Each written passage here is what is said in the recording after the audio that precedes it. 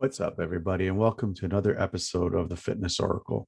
Uh, just a little bit of an intro before we get into the real episode. We have a very special guest today coming on by the name of Mira Katyal, who is an Ayurvedic doctor straight from India. She is, her life didn't really start off being an Ayurvedic doctor. It actually started off with her obtaining an MBA and working in marketing and customer service. But something inside of her was telling her that this wasn't her life's work. So, because she wasn't being fulfilled. Now, this is just another example of another person who has taken a plunge and pulling herself away from what everybody else was trying to tell her to do and listening to herself. Now, we get into a lot of topics with Mira, and it was great. It lasted for almost an hour and a half. I had a lot of questions because I'm not that familiar myself with Ayurveda or yoga for that matter. But we did talk about Ayurveda. We talked about the art of calm. We talked about Mother Nature as a de-stress guru, which was real interesting. And we actually tied that in with what we're experiencing today, yoga as actual therapy, and her emotional de-stress lifestyle therapy. Now, again, this was a very interesting conversation that I had with a very intriguing guest. I definitely would go on to bring her on again because I still have so much more questions. My questions were more or less like real general, just to get a better understanding of what Ayurveda is and how it came about and this and that. I hope you enjoy the show, but before we do start off with the show, I do want to offer you guys a free call with me for the 12-week Fat Sizzler, which starts in just a couple of weeks. So all you got to do is just hit the link below in the show notes, schedule your free call with me, and let's get together and let's have a honest conversation so that you and I can figure out how we can help you get rid of that COVID weight, that 20, 30 pounds that you may have put on over the past 18 months, the time of this recording. So just hit it up. You got nothing to lose. It's totally free. And we can have an honest one-on-one discussion just to figure out a solution for you, just to get started. Oh, and as always, don't forget to, if you enjoy what we're doing with the Fitness Oracle, please hit the subscribe button. Hit the bell to be notified when we release a new episode. We are looking into doing a little bit more with the Fitness Oracle, so you want to be notified when when we really start to turn the taps on it. And as usual, this show is about trying to help other people with mental health issues that are specifically depression. So if you know anybody who's suffering from depression or any form of mental health issues, please, please, please, please, please share this episode with them, as they may find their path to better health. With that, again, I really hope you enjoy this show, and I'll see you guys on the next one. Ayurveda is main purpose is only to heal mankind. So Ayurveda is fully designed to heal the body, the mind, the emotions, and even to take you to a higher realm of spirituality. So it has all the elements in it. I wasn't always like this. I was very non-holistic at one point of life and doing just what everybody did. But I found more satisfaction in this explanations, and also when I use it on my body, my body feels better, my mind also feels better. So I think there's a huge truth in this philosophy, Sankhya philosophy, based on the five elements. I don't have to reinvent the wheel. All I have to do is understand it and follow it.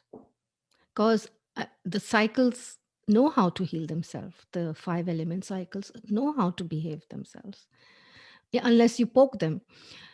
So if you remember when the COVID hit and in April we were all locked down, in 15, 20 days, people saw animals come out, the fishes felt better in the sea. People were noticing that they saw animals they hadn't seen in years. In 20 days, nature regenerated itself just when mankind slowed down. That shows you the power of nature. So if we slowed down for 20 days, imagine the regeneration inside us ever going to come. It's just daily life you're living. Whatever your life is today will be the same tomorrow, maybe a little better or plus minus.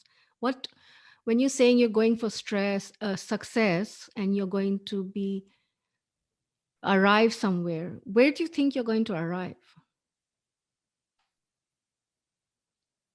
There is no arrival. It's only just addition and minus. It's how you're feeling today and how you feel today every day. After you finish your day, how do you feel at home? Do you feel restless? Do you feel unfulfilled? Do you feel you haven't done enough?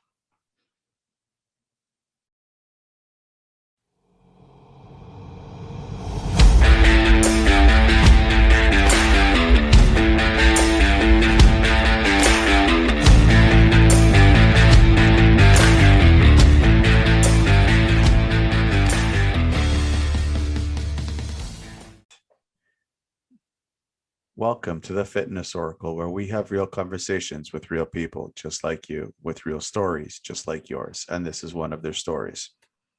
I am your host, John Katsapos, and my guest today is Mira Katyal from MiraOm. She comes from a family of 4 doctors of Western medicine. However, only when she rediscovered the ancient wisdom of her heritage, echoed in time, and again through the wise and intuitive, did she start her own personal journey towards health and happiness. After narrowly avoiding becoming a doctor herself, she gently encouraged and was gently encouraged by her father. Mira went ahead and studied psychology instead. She obtained her MBA and worked for 2 decades in marketing and customer service, but the work never pulled her on her heartstrings. After her own journey into alternative healing, did she think that this is her calling? Since then, she has launched her own company, Mira Om, offering education and consulting on healing. Mira, welcome to Hmm. the show. Thank you for having me, John. So, how is London, Ontario? I haven't been there in a while. It's really hot today, but it's very, very nice city. It's not too big and it's not too small. It's not too near GTA and it's not too far away. So it's kind of a perfect medium. Yeah, it's about 2 hours away from where I am. Yes, Um, yes. I actually have a cousin who lives there. Right. You told me about that. Yeah. You should come over. Yeah, now that everything is opening up, we can enjoy the patios again, at Mm-hmm. least, which the Mm-hmm. nice weather will help. There's something that I wanted to talk to you about specifically. You had said somewhere where it's like we have this ability to realign ourselves back to true health and happiness just by our own human intellect and collective endeavors. What do you mean by that? So, Ayurveda and Vedas and the yoga theory are based on the five elements. And the five elements are composing everything in the universe. It's the rocks and the stars and the earth and water, also our body, also our mind, and also our emotions. So, it's more famous in the Chinese medicine, the cycle. the five element cycle. So there's an imbalance cycle and there's a balance cycle. So when the balance cycle is operating, everything just feeds into each other like a balance cycle. And when it's an imbalance cycle, then something is not in order and it aggravates the situation. And this is what happens to any system which is becoming ill or dysfunctional. It could be the planet, it could be our body, it could be our mind. So what has happened is that it's a kind of a abuse, misuse, ignorance, which allows us to stray away from balance.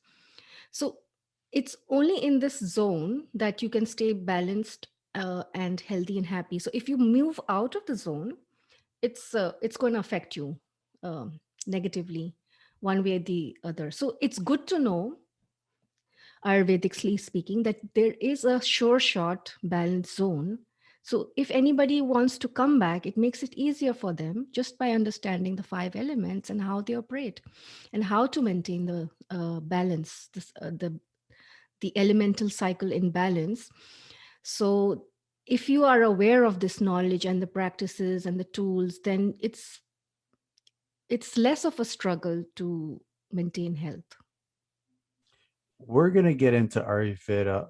Sorry, I can't pronounce that. Ayurveda. Ayurveda. Uh, Ayur means life or age or longevity, and Veda is knowledge. okay, we're gonna get into that in a little bit, but you also actually mentioned something else, that something about like understanding nature that's surrounding us that has actually birthed everything. Um, do you want to elaborate a little bit more on that? Because that I find that quite interesting. Okay. Yeah. So this is I'm getting into the Sankhya philosophy, which on which Hinduism is based. So the whole universe was manifest by un, a divine source, which is not you cannot access this divine force because the divine force is unmanifest, but it has created the universe which is manifest. Manifest means it's tangible, you can experience the universe. And there are five elements which were created to create the universe. First there was the big bang, then the sound, and then there was waves. These waves created friction, which created fire. The universe was a very hot place, then it started cooling down, and then the water element came. When it's cooler, when the fire cools down, the water element is created, and when the water liquid solidifies, then the earth element is created. So that is the actual physical composition of the universe. But the thing is, even after it is composed, the elements are still operating from in real time, 24/7. And right now, there is fires, and it's very hot in the west of Canada, 75 fires, because the fire element is very strong now. So we're the west of Canada is in imbalance.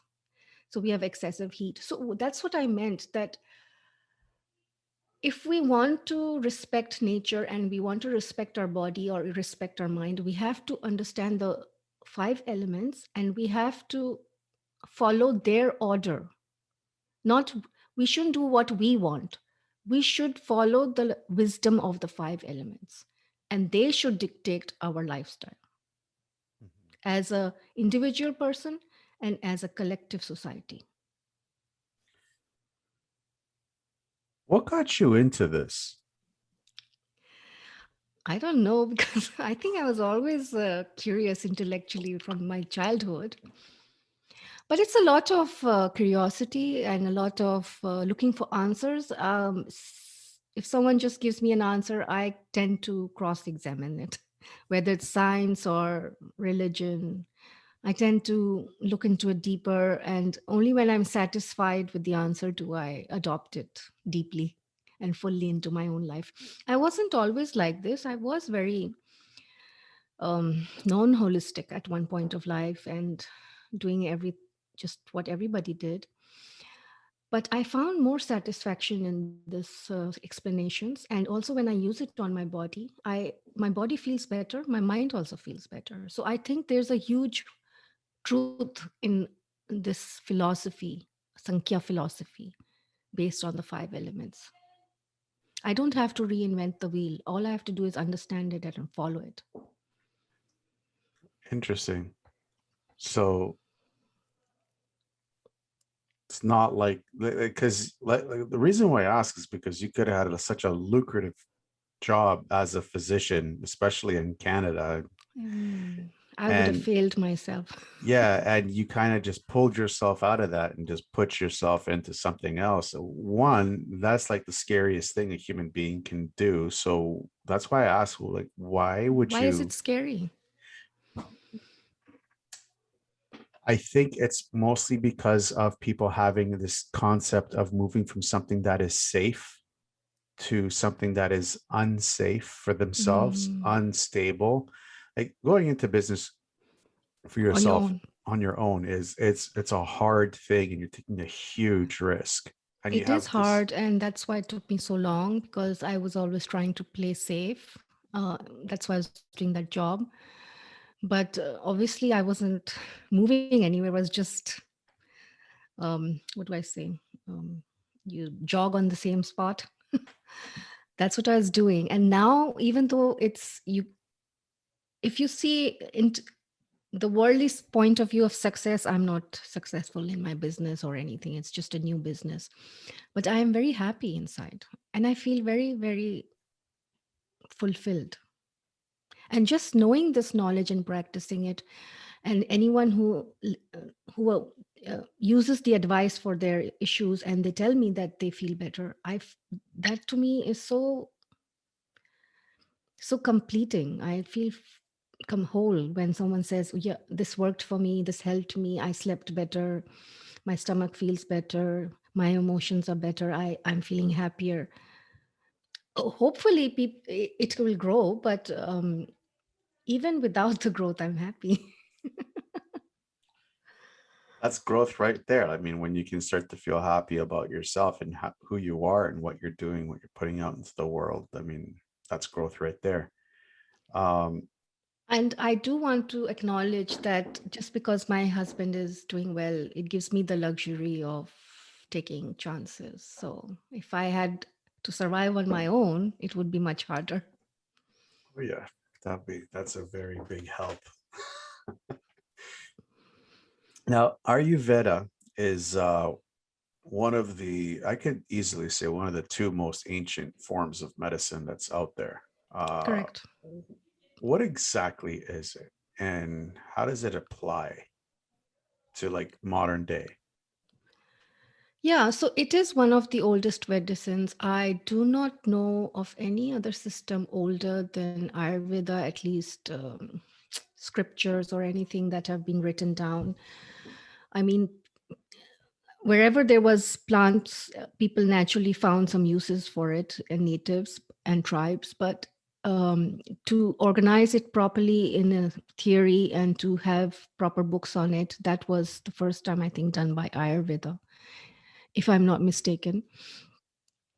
And Ayurveda was born out of, they were like monks or rishis who used to meditate and live with nature. They would they sourced this knowledge a lot through spiritual practices. So the birth of Ayurveda is through a spiritual process, and its highest aim is to connect with God. And they understood that if man is sick and unhappy, has diseases, they don't have time for God, or practices that take you closer to God. So the aim of Ayurveda was to make the body and mind so healthy that you would spend more time uh, trying to reach God. um okay. You Ayurveda is based off the chakras as well, right? Now, I'm not very familiar with chakras. I have heard people talking about, heard people in yoga saying, oh, you got this chakra, you have to unblock it. What does that mean? Yeah, because before the body is made, there is energy. We all know that the universe is composed of energy and matter, and that energy and matter are can be converted into each other. So we have energy inside us. In fact, each element has energy inside it. Water has its own energy. Fire has its own energy. Wind has its own energy. As you know, that if there's a storm, the wind will can knock down your house. It's got that much energy. So this physical matter has energy. That's why it's mobile.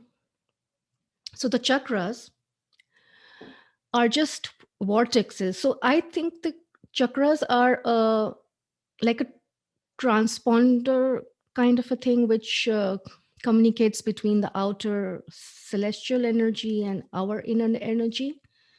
So its main function is to upkeep the spiritual or energetic part of the body. So just as a physical part of the body can get dysfunctional, you can have a infected leg, or you can have an infected liver. You can also have a dysfunctional chakra, because it comes back to the same theory that if you are in somehow caught up in an imbalanced life cycle, then that chakra is either going to be overactivated or underactivated, and that's why you cannot use it properly. So, supposing you have blood pressure, you have high blood pressure or low blood pressure, that is a dysfunctional um, part of blood pressure, which should be normal so that it can supply your blood properly. I mean, keep it in a proper range. So, it's just like that. Chakras also get imbalanced. And when they're imbalanced, it has its own consequences. Something like what we've experienced in the last 16 months with the lockdowns and everything, especially here in Ontario. People have been increased with mental health disorders the because of the lockdown. Some people, I'm not saying all, some people. Do you think that some of these people, if they can like release or figure out what's going on with them, that something like Ayurveda and like chakra work could actually help? Ayurveda is main purpose is only to heal mankind. So Ayurveda is fully designed to heal the body, the mind, the emotions, and even to take you to a higher realm of spirituality. So it is has all the elements in it. So if you've healed your body and you've healed your mind, you can even start becoming a more spiritual person by the practices and techniques inside it. But when you're busy with life, you don't have time to heal. We're all mentally unhappy and disturbed because the 21st century, the 20th century has become too busy. So we are all kind of ill in some ways. But when you're very busy, you don't have time to express the disorders. And now that COVID hit and everybody was stuck in home, they had the time to experience their illnesses. The things that were hidden behind busyness have surfaced. So um, they felt more stress. They experienced it more acutely. Just like if you sit in a silent room and there's a tiny noise, you can hear it. But if you go in a bar, you can't hear that tiny noise. But it was always there inside you. You just never heard it or observed it because you were busy all day, going to the office, talking on the computer, coming back home, blah, blah, blah. Now you're at home, you have lots of time. So people were collectively experiencing the surfacing of the stress.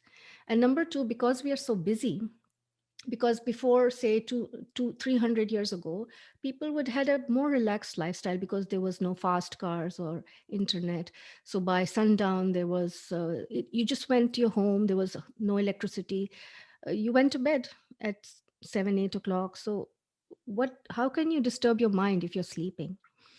But now people don't sleep. Mostly they don't sleep till midnight or even later. And they just, most of the people, 50 to 60% people don't sleep properly.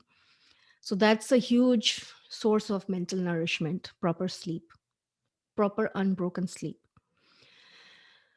So the busyness of life has also created mental problems. And that also is explained by Ayurveda, because when you use the mind too much, it's the air and space element, and the air and space elements create more mental diseases. In imbalance, I mean to say.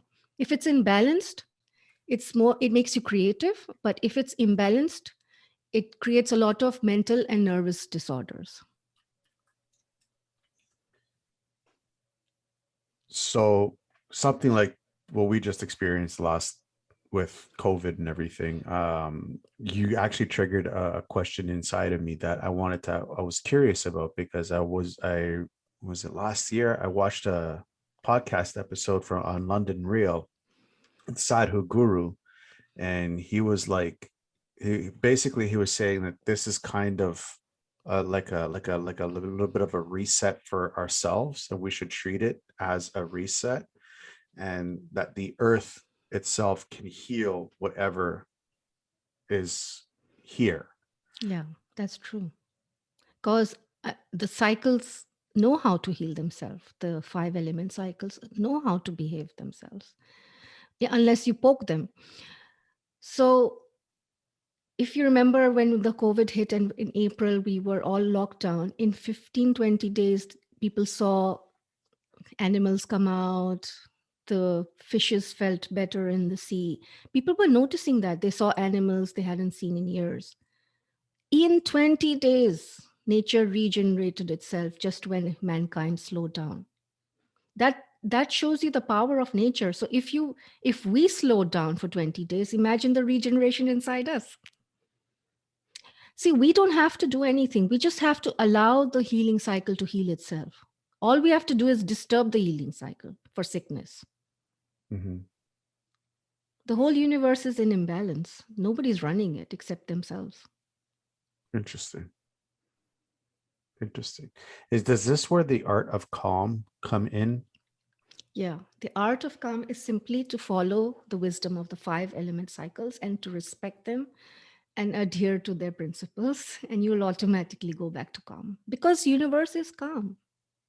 There's no disorder except here on earth. Disorder is the human element, I Yes, like to say. because we are thinking beings, so we can disturb nature. Nobody else is allowed this privilege, not the plants, not the animals. They all go with the flow, they all adhere to nature.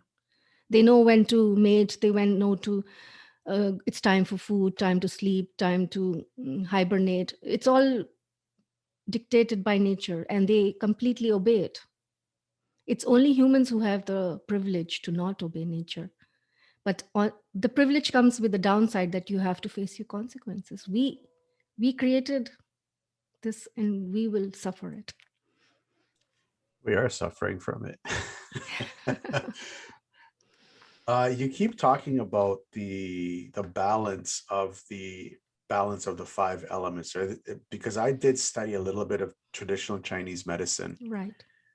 Is it similar to that, where you can Yes. draw energy from, let's say, the metal meridian to feed another meridian, or if one meridian is too powerful, you just draw energy and feed it to the next meridian?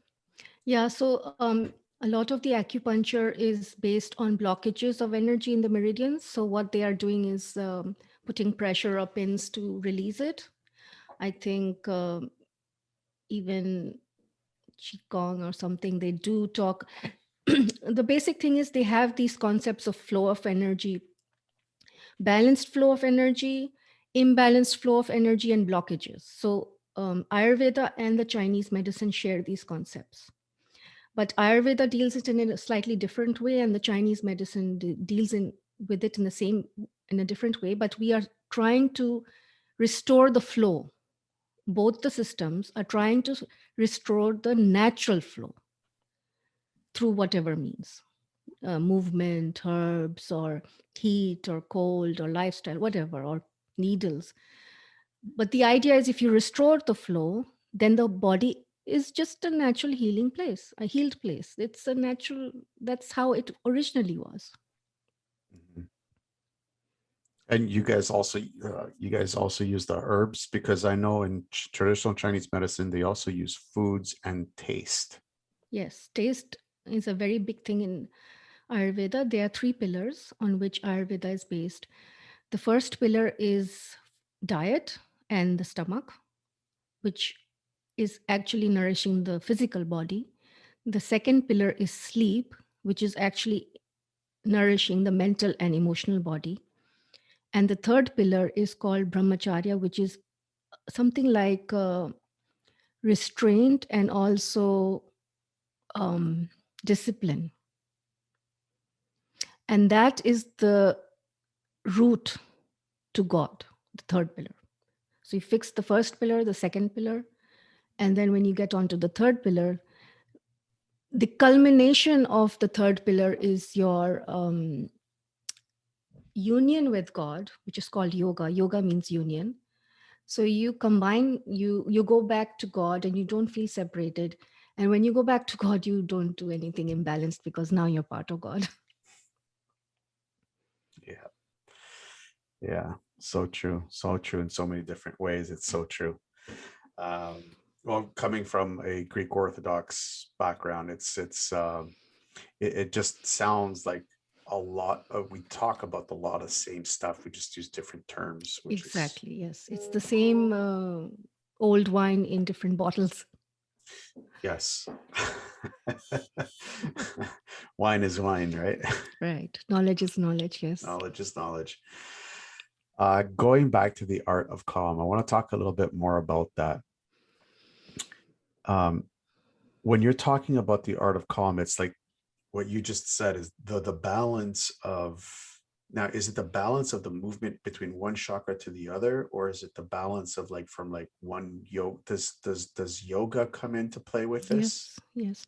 So what happens is when you're imbalanced, it shows up in your body, and it shows up in your mind, and it shows up in your emotions. So like in your body, if you're imbalanced, you will have digestive disorders like bloating, constipation, diarrhea, acid reflux, burning sensation. These are all showing that your digestive system is not normal now. So we have to bring balance there. So that's one. If you, how can you be calm if your body is disturbed? That's the body is carrying the mind and the emotions. So body is the carrier. So a defective carrier will disturb the mind and body. So the first part is to fix the body. The second part is you, what is disturbed mind is anger, agitation, restlessness, depression, anxiety, fear. These are all imbalanced emotions. If you are not feeling these emotions, you will feel nothing. You will feel neutral. You'll feel calm. So, the absence of these emotions means you are calm. And why are you agitated? Again, it's an imbalanced story. So again, you go into the mind and emotion story, and there are things like you're not sleep. The first thing which happens if you have disturbed mind and emotions is that your sleep will be disturbed. The more chronic your disturbance and the deeper your disturbance, like for example soldiers who come back from war and they have PTSD, they have extreme problem sleeping. So not sleeping properly is showing up in the body as a imbalance. So when you physically restore these things, half of the problem will go away, where you create a good base for being calm. So when you have restored the emotion and mind, and you've restored your digestive system, the disturbances that are every day irritating the person will be removed and rejuvenated or restored. And once you have both these sections in order, now you're more free to be spiritually attuned.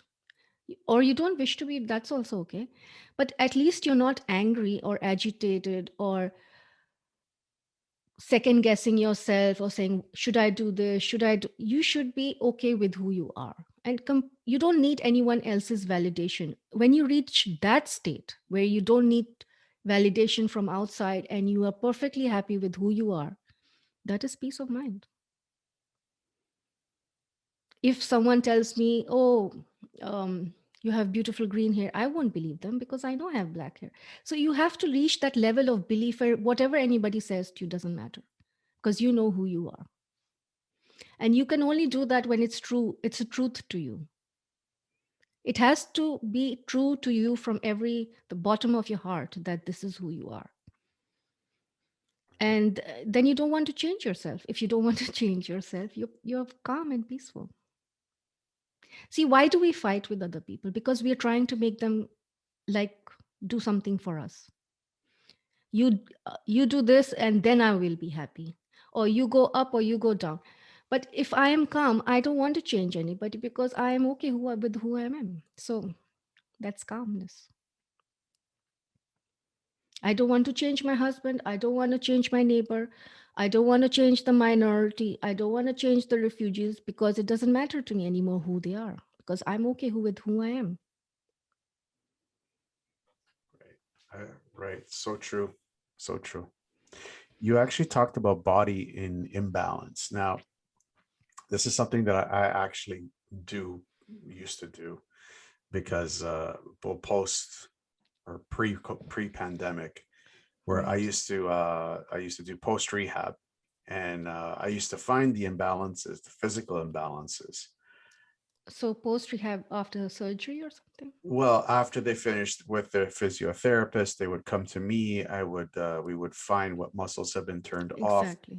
turn them back on, and then get them back into the gym, on the gym floor, and getting them to whatever they How wanted do you turn the muscle on? through muscle testing and specific. Uh, it's not the actual physical muscle. It's the group of muscles that are supporting that muscle. So let's say a hip flexor is out of whack, doesn't understand when to fire. Mm, The supporting musculature around that hip flexor is going to start to fire a little tighten. bit more. So Okay. just to give that, Overcompensate, right? yeah. So basically, what my question is, how would you find uh well, imbalance is inside the body. I know Okay. I can look at a person, I can say, okay, that shoulder's up high, like Mm-hmm. that shoulder's Mm-hmm. down. So how would you go about finding like those kinds of imbalances? Yeah. So at my level, I would first, because the gateway to the body is through the stomach. So if the gateway is not okay, the front door, then everything inside is also not going to be okay. So we start with the front door, the stomach.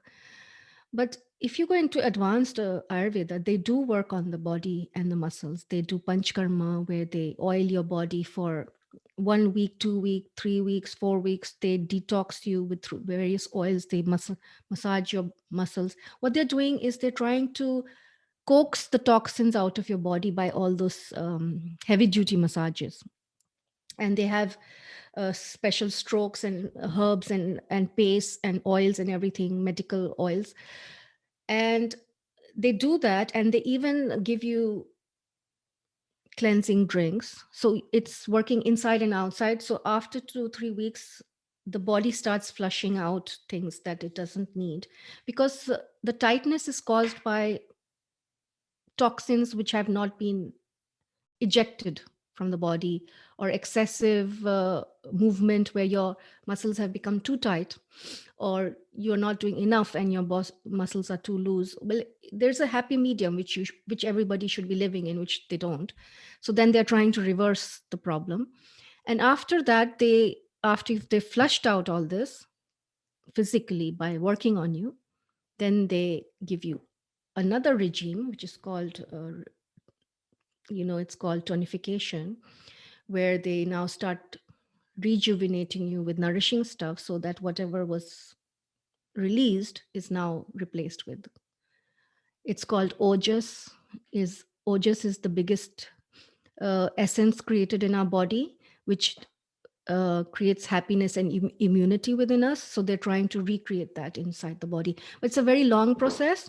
If you want to do it really properly, it takes about 3 to 6 weeks to get your body in order. It's not a very long time. It's not a long time considering all the abuses we subject to it, but usually people don't have 6 weeks. But if you really want to restore your body, this is a really good shortcut to get your body back in order. I mean, even if you're not ill, I would say that every person who does panchkarma every once in 2 3 years will postpone their diseases by a decade. Like something that's going to happen to you. I don't know if you've noticed, but the diseases your parents get, you're getting it a decade earlier, and your generation below is getting it 2 decades earlier. So the problems my mom has, I'm starting about 10-15 years earlier than her.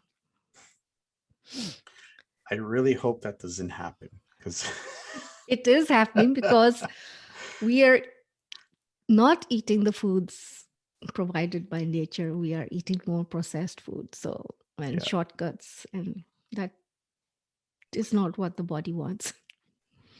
How can we get away from the shortcuts? Because I have a really big problem with the shortcuts as well. See, even I have a problem cooking, but I have so simplified it.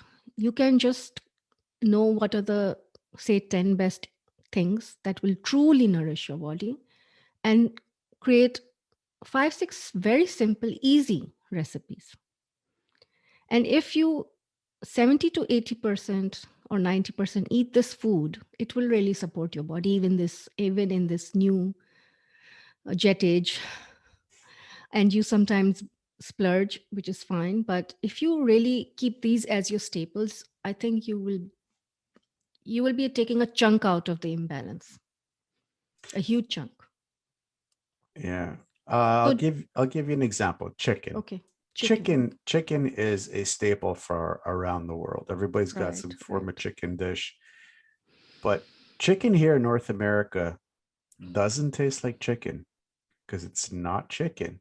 Because chickens are also fed processed food. Normal chickens don't eat things provided in the factory. They eat things in the nature, and those chickens taste nice. Yes, they do. That I know because my grandmother back home had a coop of chickens and the rooster pecked her once. That was So the you'll always last, notice, yeah. yeah, So that was the last mistake that rooster made. oh, so the rooster was eaten? Oh yeah, it was tasty. Very tasty. Well, I'm sure you will never be able to replicate that rooster because it lived so happily over there in the coop with free air and water. So the rooster's happiness converts into a better taste. So, Up until it pecked my grandmother in the ankle. oh, okay. That was the rooster's revenge. Yeah. So you're talking about chicken.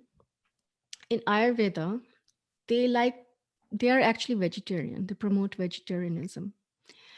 And the most critical foods in Ayurveda are ojas building foods. So ojas is a form of immunity. It takes about 30 to 40 days from the bite you take for that bite to be converted eventually into ojas material, which is circulating in your body. And those foods are there are 6 tastes in Ayurveda. So there are sweet, salty, pungent, bitter, astringent, and there's one more, forget. So yeah, so the sweet and earth taste are supposed to be the most nourishing to the body. So sweet doesn't mean sugar, it means grains and legumes, or even meat is also earth element, but grains and legumes. So one of the foods called khichdi, it's called the food for the gods, and it's now been declared the national dish of India. It's a very simple gruel of moong dal and rice. Any sick baby person, old person, sick person can easily digest this. And this is there are monks who simply live off on this food. So this, they say, is the quickest and most nourishing food, and it's also very cost effective, except it's a little bland, so might not be so exciting for the taste buds. But if you were talking about chicken being the staple of the world and you wanted something more nourishing and cheaper, then this is it. Okay. Well, surprisingly, Greek Orthodox are supposed to be vegans as well. Not a lot of people know that, but we are. Yeah, veganism from old times. We're talking about like from the Judeo-Christian Bible, like Adam and Eve were vegans. Really? Yeah. They were not supposed to be eating meat. They were to tend to the flocks. I think that originally the religions knew this, but somehow we just lost that knowledge. But it is true that vegetarian food is very, it gives you longevity. Just for the record, I am not vegan. I understand why we eat meats and for protein synthesis and for the sliding filament theory, plus the essential amino acids that are essential for Mm, brain chemistry and everything, and the neurological aspects of all the mm, great stuff that meats provide us. mhm. I'm just saying that the majority of our diets, we do need a balance. Yes. This is the Ayurvedic answer that uh, if you have this khichdi, this gruel of moong dal rice, and you add veggies, so that would make it even more nourishing, ghee. And also, they had dairy. They were not vegans, Indians, they were vegetarians. So they did have a lot of milk and yogurt, which again is a protein and calcium source. So between the dal and the milk, a lot of calcium and protein needs were already covered. And if you put all the vegetables, you get all the vitamins and minerals. So I mean, we have been vegetarians for centuries, and we've survived as a culture. So it's not. It's the most vegetarian country on earth. So without meat, they have survived for centuries. And according to Ayurveda, this is the most nourishing meal. Easiest, quickest, cheapest nourishing meal. You touched up on something with the ancient worlds. They had balance. They They had had balance. balance between nature, themselves, uh, the gods. Do you find that right now that we're on, well, easy question. Do you find right now that we are unbalanced? Yeah, we are imbalanced. There's no question about it. That's why we're all mentally stressed. And we all have, I think, 8 to 7 people have digestive orders in a population.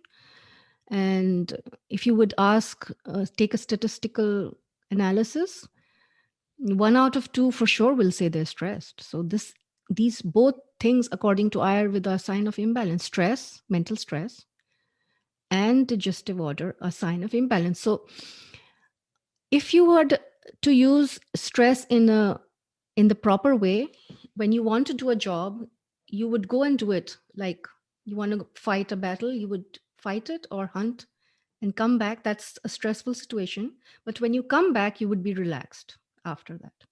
So you should be able to go like this and then come down.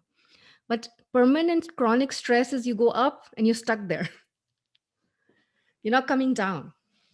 That's the definition of stress. You're not able to exit the stressful situation and relax and rejuvenate. Somebody So do we that. are imbalanced. Sorry, Hmm. my mistake. Go ahead. Yeah. So I was at the end, I was just saying, yes, it is the way our society is now because of all the science and technology and the fastness and the emphasis on working and excessive success in careers. We cannot relax. We don't even have time to relax. Nobody can relax. Everybody now in COVID, they must have some time to relax, but everybody was like working 40 to 60-hour jobs or 2 jobs, and the mothers are also working and looking after their children and doing university. So how can anybody relax? Nobody's relaxed. Even the babies are not relaxed. Even though they're doing nothing, they're stressed because their parents are stressed, so the babies are stressed.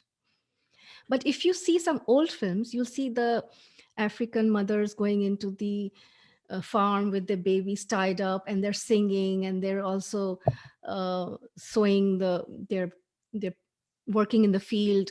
They don't look stressed. They're singing, they're having a good time. The babies are swinging on their backs, or they're hanging under a tree. Then they come home with their stuff and they cook. They're See, that's another level of stress. It's a physical stress, not a mental stress. Mhm. Well, I was going to ask because we've been so accustomed here, especially in the West, that you know, keep pushing for success, keep pushing, keep pushing, keep pushing, keep pushing, and don't stop until you get there. When you get there, keep pushing. And now with the COVID stuff, there's another level of stress, of uncertainty, of I don't know what's going to come tomorrow. Never mind 5 years from now. How does Well, somebody deal with something like that? well, nothing is ever going to come. It's just daily life you're living. Whatever your life is today will be the same tomorrow, maybe a little better or plus minus. What when you're saying you're going for success, and you're going to be arrive somewhere, where do you think you're going to arrive? There is no arrival. It's only just addition and minus. It's how you're feeling today and how you feel today every day. After you finish your day, how do you feel at home? Do you feel restless? Do you feel unfulfilled? Do you feel you haven't done enough? Are you attacked by your own thoughts and emotions? That means you are distressed or stressed. All you have to do is correct your lifestyle, slow down, and enjoy your work, come back home and relax, and then go again, enjoy your work. See, like a farmer, we should be all farmers.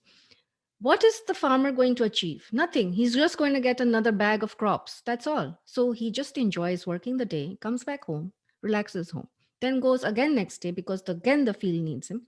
And then he comes back. There is nothing to achieve. Your daily life is your achievement. Can't that be like self-limiting in some ways? Why? What if you Because need to get married, you get married. It comes to you. Like, do you think we need a child has to know to be a teenager? You become a teenager just by yourself, and then you become an adult. When you become an adult, you've taken on more responsibilities. Your desires kind of direct you where you wish to be. Like, you want to paint, you learn painting. So that's a it's something which comes from within.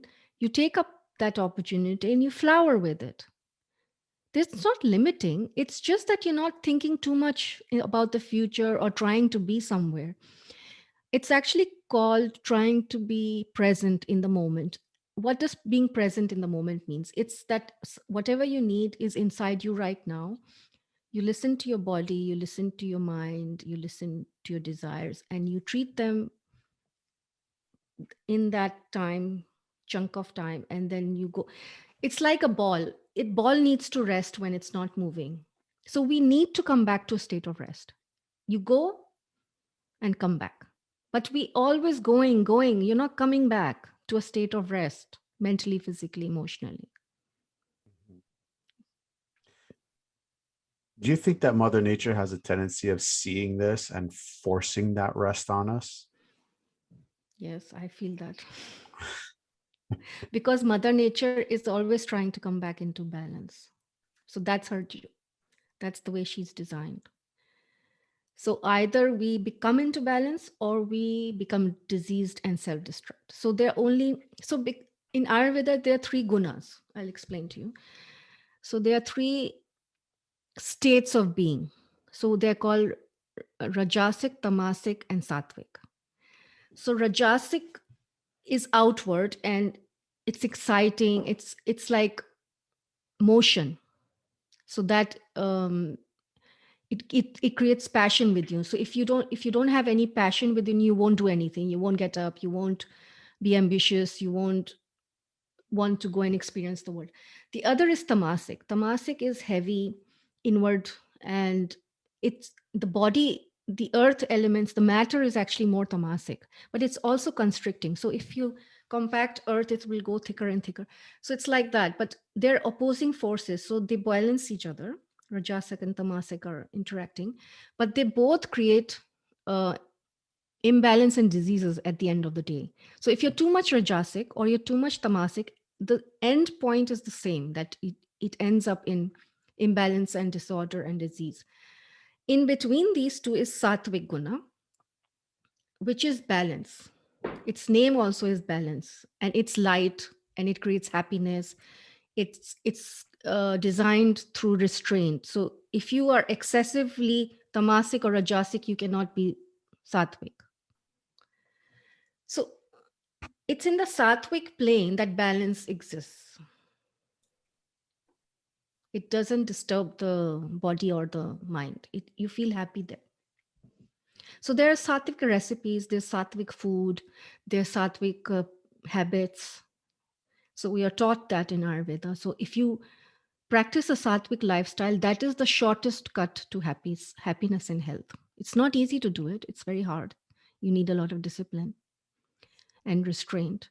But they say if you stay here in the sattvic zone is equal to health and happiness.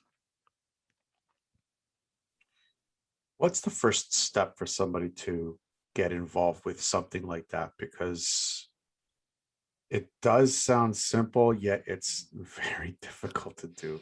It I is a haven't life journey. I haven't done it myself. I guess we're all doing it in just different ways, right? Yes.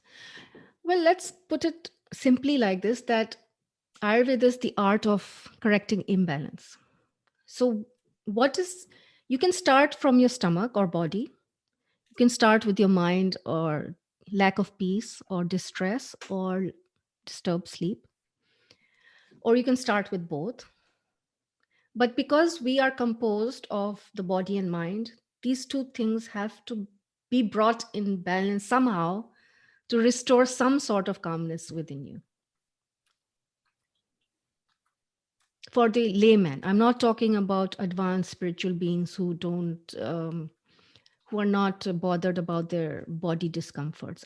We all get affected by our body disorders, mental disorders. We're not able to transcend it, the average human being. But a very advanced spiritual being, a divine force, divine beings, they are not bothered about their physical ailments and mental ailments. It doesn't disturb them. So we are not there. So if you are wanting to even start the spiritual journey, you have to fix the first and second pillar of your body.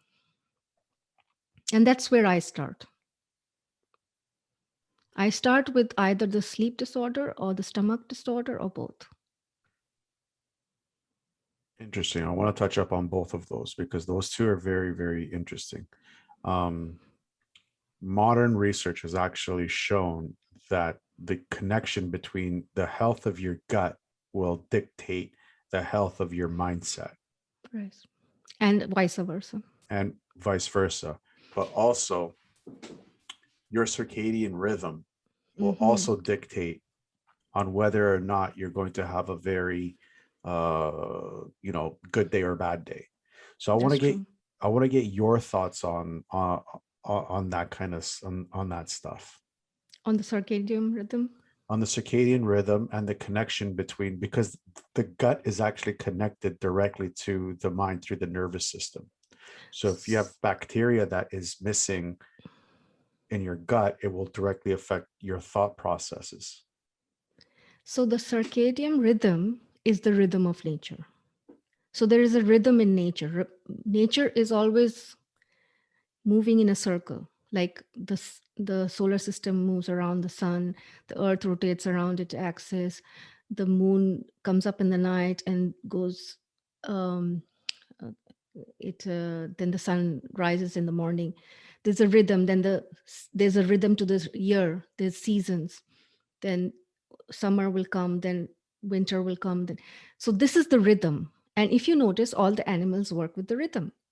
So if it's fall, the squirrels will have filled up their nuts and they will kind of hibernate. Then when spring comes, they come out, and then summer is the time when they do maximum activity.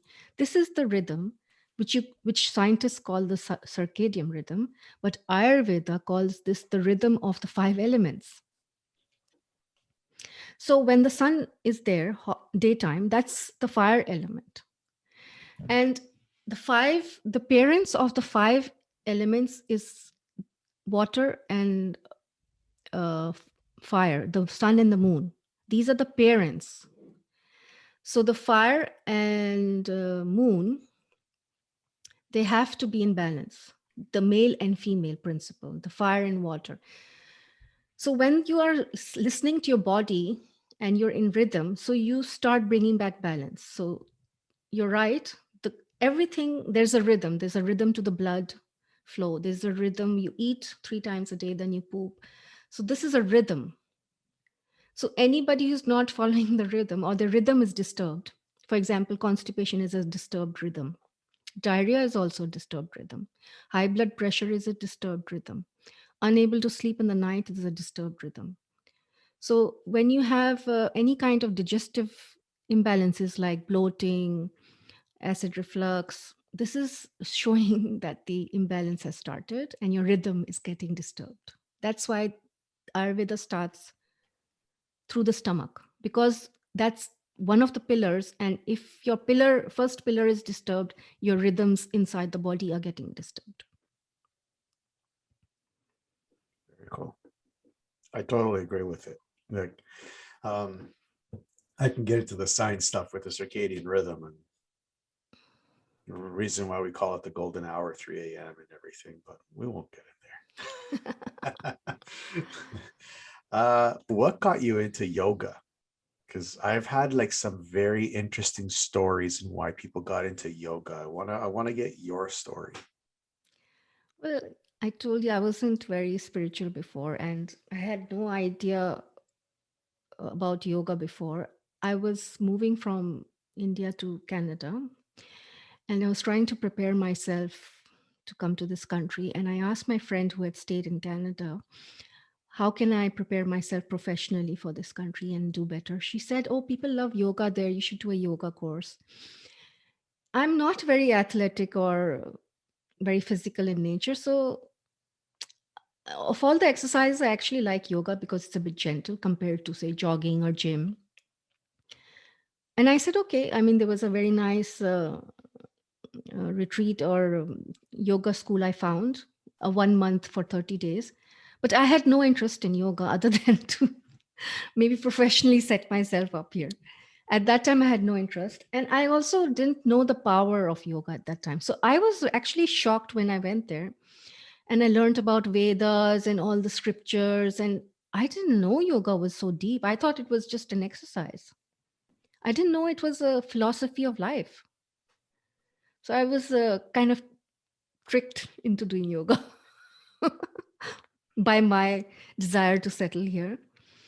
And I didn't even do yoga for my career here. I just went into marketing and everything. But when I touched base back with my holistic journey, then I realized yoga is very important to restore the rhythms of the body. So yoga again tries to restore the rhythms of nature. Yeah, I've heard stories where yoga has saved people's lives. They do, of course, of course. It has that power. But then again, all exercise has a tendency because it stimulates cortisol, norepinephrine inside the brain, the feel good chemicals in your brain. Uh, there are so many different forms of yoga, and you're right. People here in Canada, especially Toronto, they love their yoga. Right, I'm touch and go with it. I used to be very flexible, not anymore. So what happens when you don't practice. exactly. um, which yoga practice or form do you recommend for someone to start off with? See, when we go through the theory I've learned of Ayurveda and yoga, they are both sister sciences and they both try to accomplish the same goal in different ways. We have a constitution. There are 3 constitutions composed of the 5 elements. So your constitution will show you which way you will get imbalanced quickly. So if you have a more of a pitta constitution, which is composed of fire and water, you will tend to get burnt out, overworked, stressed. But for me, someone like me who has a constitution more based on vata, which is more space and air element, is I'm very cognitive and cerebral. So I get depleted very easily. So the yoga for a vata is different from a yoga for a pitta because my disorder is different from a pitta disorder or the kapha disorder. So kapha needs more energetic yoga because they are more heavy and they have a lot of stagnant energy, and they need um, a lot of they need to be like brought up. And so someone like me, I need to be calmed down. So different yoga for different types of constitutions. And also yoga is therapeutic. So if you have a disorder like a back pain or mental pain or emotional pain, we can recommend yoga exercises for that disorder. So this is where I start from. What is your problem and what is your constitution? Then from there we take it. So yoga can be used as a uh, quote unquote prescription to help somebody That become. was the original purpose. I see. I see. And I guess it's just trying to move the energy from one chakra to another. Is that what I'm trying to? It's not the chakra is aligned with the spine. See, our spine is the the rod which holds the body. It has the nervous system. So nervous system is the highway, right? It connects all the parts. The chakras are also here. So you can understand that this is a very major, busy highway kind of a place where bone, major arteries, chakra, mm, all your um, nervous system. So it yoga, again, it goes back to rhythm. When a certain part of your body is not okay, like say my I get a lot of neck pain, it's because I am overusing my neck or misusing my neck and it gets constricted. So then I have to do yoga exercise which is open and close, stretch and open, stretch and open. So that stretching and opening movement is the cure. And also with heart and emotions. So when you're angry and you dismiss it, it's constricted and goes down. But when you're angry and you let it out, I mean, not like hitting someone, but just allowing to go out of you. So it's like anger, close. So then it becomes healthy. Now you've let your, they say now when when you're sad, you should cry so that you recover quicker. That is emotional, like elastic, coming and going, just like a muscle needs to be expand, contract, expand. So all of us, all parts of us need to expand and contract. So that's why we all sleep at night, no? Because we've been designed by nature to work in the day. So everybody, all creatures need to rest at night because now it's contraction time. When the sun rises, it's expansion time. All the animals and creatures and plants do your day activities. Then when it's nighttime, contract, go back to sleep, rejuvenate, again get up and do what you need to do. So this is the movement of nature. Mhm. If you don't do this, if you're always like this, that part will get diseased. And if you're always like open, open, open, then that part will get. So this is the healing rhythm. Just just staying in that rhythm takes us all the effort, whether you do Tai Chi or Qigong or swimming or walking, it's trying to maintain the rhythm of life.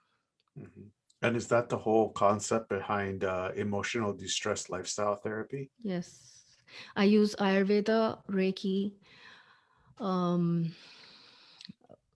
I also use counseling, like spiritual a little bit, diet, lifestyle, prescribed by Ayurveda, yoga therapy to bring back balance. So, of course, it's very hard to restore the body. It's a life journey, but we can start with the immediate problem. As you start solving one problem, then you go to the next, and then you start feeling better and you feel happier and healthier. It's just one thing leads to the other. Where did you come up with that, the emotional distress lifestyle therapy? Because it sounds kind of interesting. Well, actually, it's a reinvented phrase for Ayurveda because people don't understand what does Ayurveda mean. I mean, especially in the Western world, they haven't heard of it. As you said, it's difficult to pronounce, and then you have to explain what is Ayurveda. But everybody understands emotional distress because everybody is emotionally distressed. And everybody understands lifestyle because everybody has a lifestyle. And therapy means just bringing it back into order. It's another name for Ayurveda. Okay, so it's basically Ayurveda for the Western world. Yes. But it has another touch to it, in the sense that I am choosing the route of emotional distress to meet my clients and to show them the way out. Is that because that's the number one cause? Stress is the number one medical emergency in today's world, and everybody's stressed. My children are stressed, my husband is stressed, my uh, extended family, friends, everybody has some sort of stress. So stress is most common. So stress can easily, it's a very, people want to get out of stress.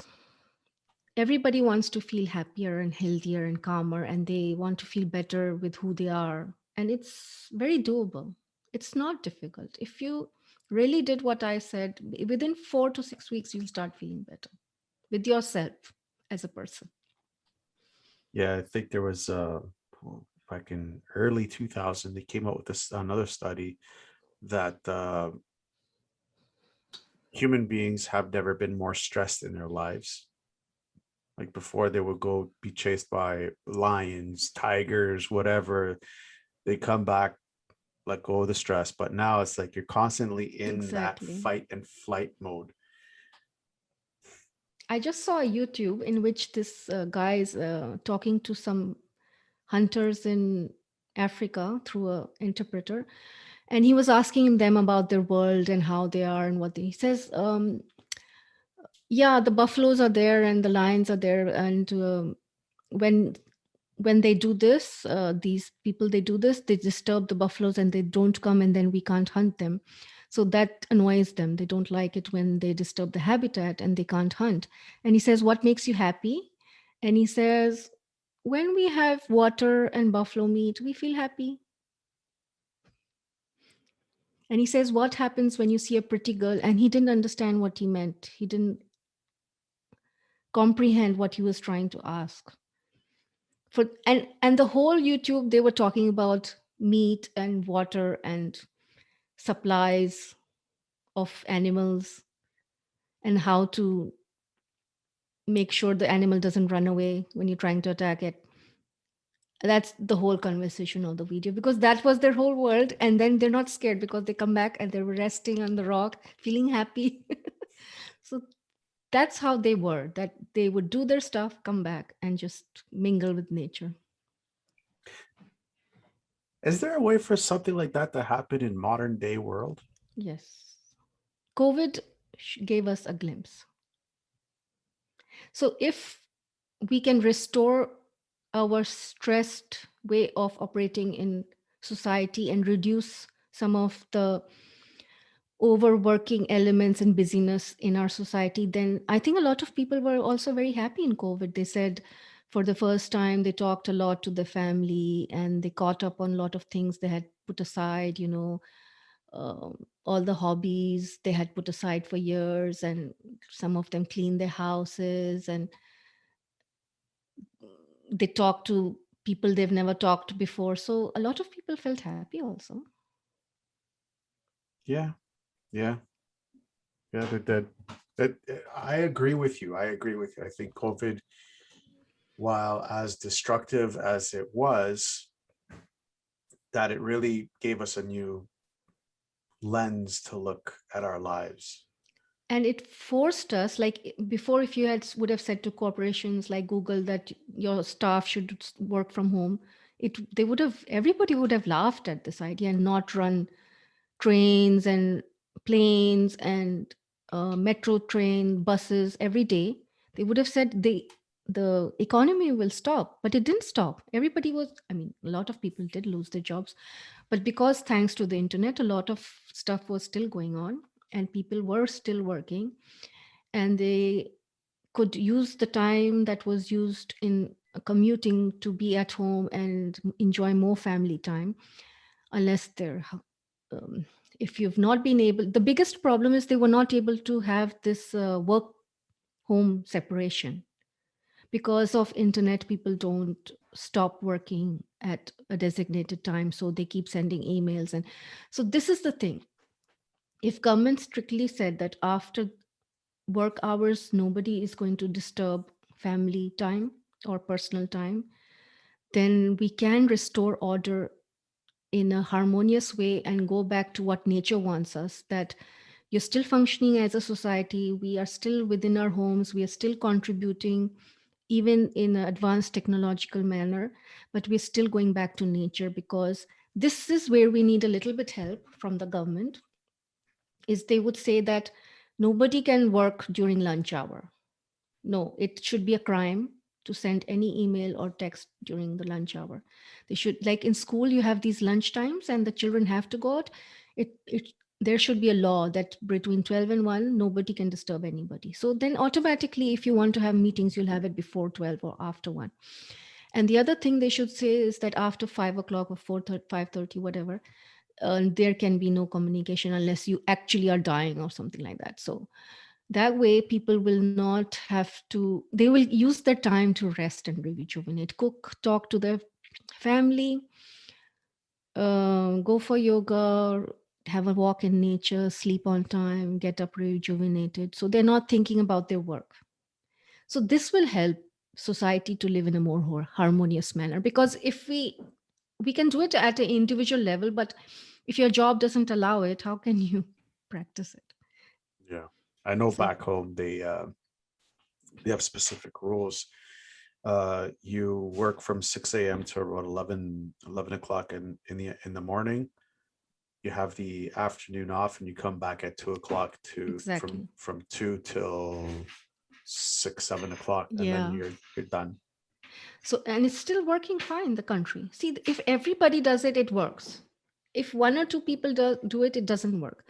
And I remember this was the lifestyle even in the Middle East, because it's such a hot country, that they would not work between 1 to 4 p.m.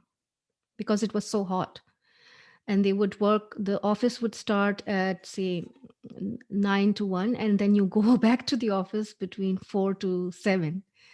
And it was actually worked very well, because you got that time to rest and even make the dinner, and you just come back, have your dinner, and then go to sleep. It was very nice actually. And then they switched back to the westernized system, 9 to 6 offices.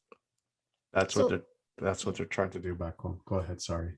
yes, so these things do work very nicely if the whole society, and I read an article about Denmark where they've said that you have to have 4-day week, and actually alcoholism and smoking has dropped among the youth ever since the family time has gone up.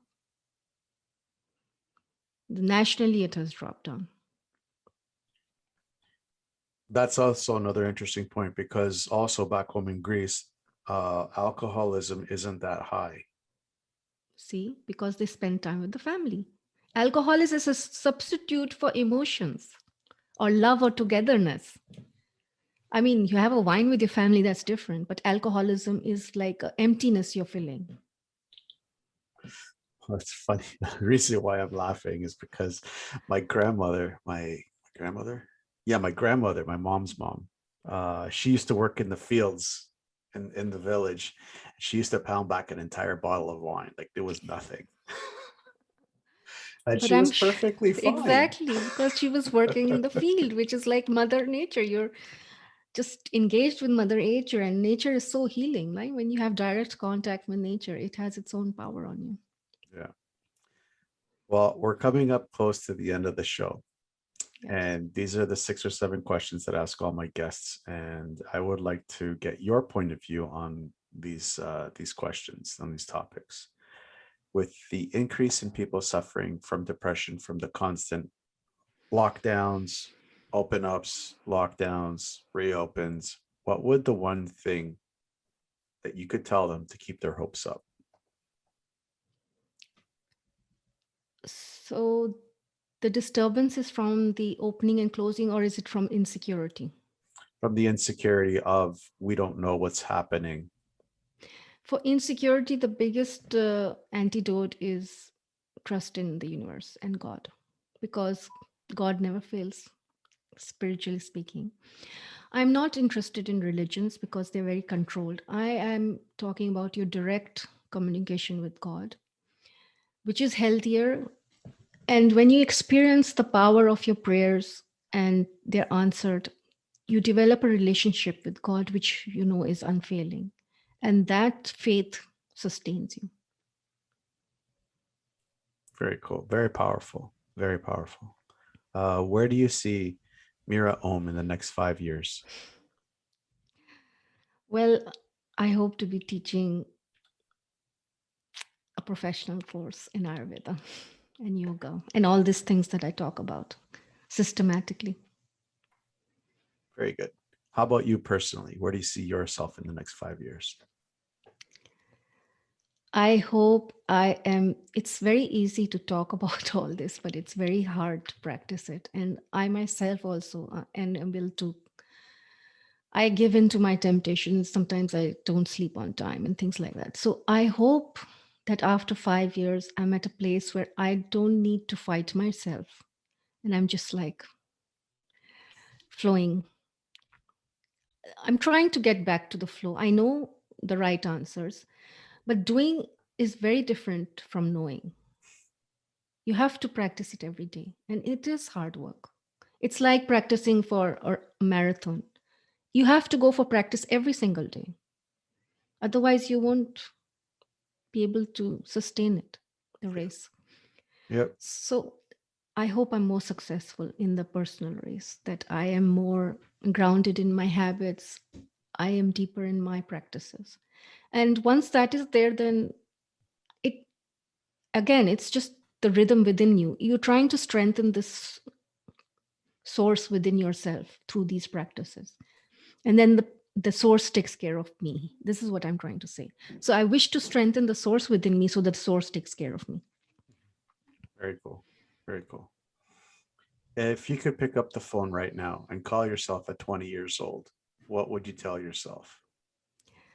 Um, don't do the MBA. Um, go for the Ayurveda course and practice sooner so that you can start sooner. This is what I would have told myself. And don't worry about being the right time, the right circumstances. There is no right time. You do what your heart tells you to do because the heart knows what is the truth. Interesting you said that. You're the second person today that said that. Very interesting. Looking back, would you change anything? No, because you don't learn by good experiences. You learn the best by worst experiences. But the thing is, you should learn. You should keep your eyes open. If you close your eyes, then you just wallow in that stagnation. So, the only advantage to your whole life, whether positive is negative, is to learn from it and to imbibe changes which are best for you. Let us not keep fighting the same old fight, whether it's with yourself or with your neighbors. That's pointless, useless.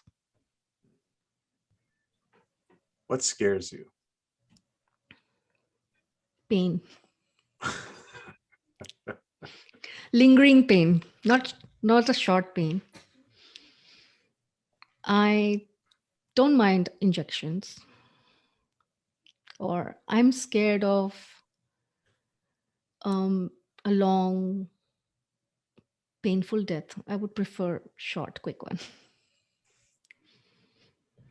Well, I'm terrified of needles, so I don't like them.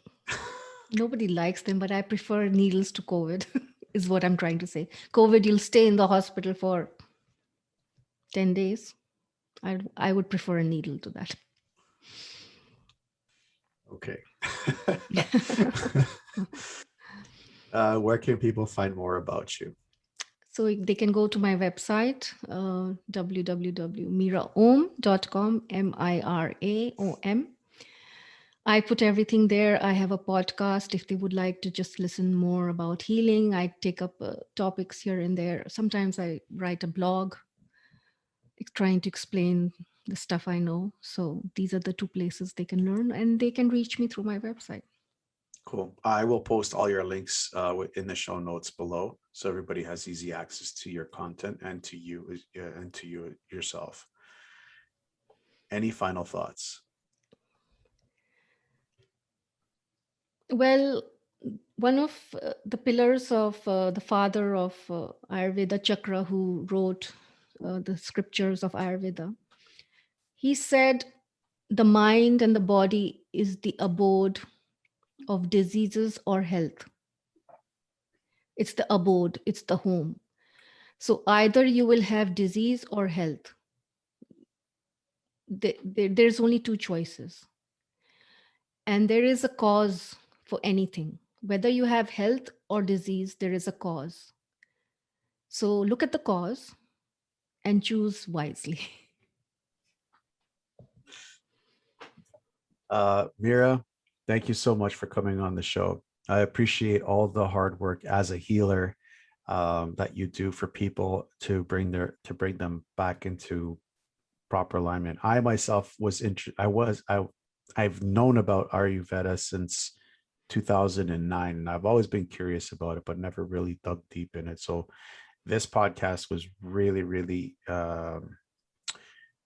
informational for me. So thank you so much for the very general, basic questions that I had for you. So I really appreciate that. And it's a very powerful. Obviously, it's been around for what, 6,000 years. Yes, 6,000 years at least. So I mean, if it hasn't been working, then It hasn't been working or has been working. That's why it hasn't died out. I was gonna say, if it wasn't working, it wouldn't have lasted 6,000 years. It's coming back with a bang, just like yoga came back. Yoga was also born 6,000 years ago, so it survived.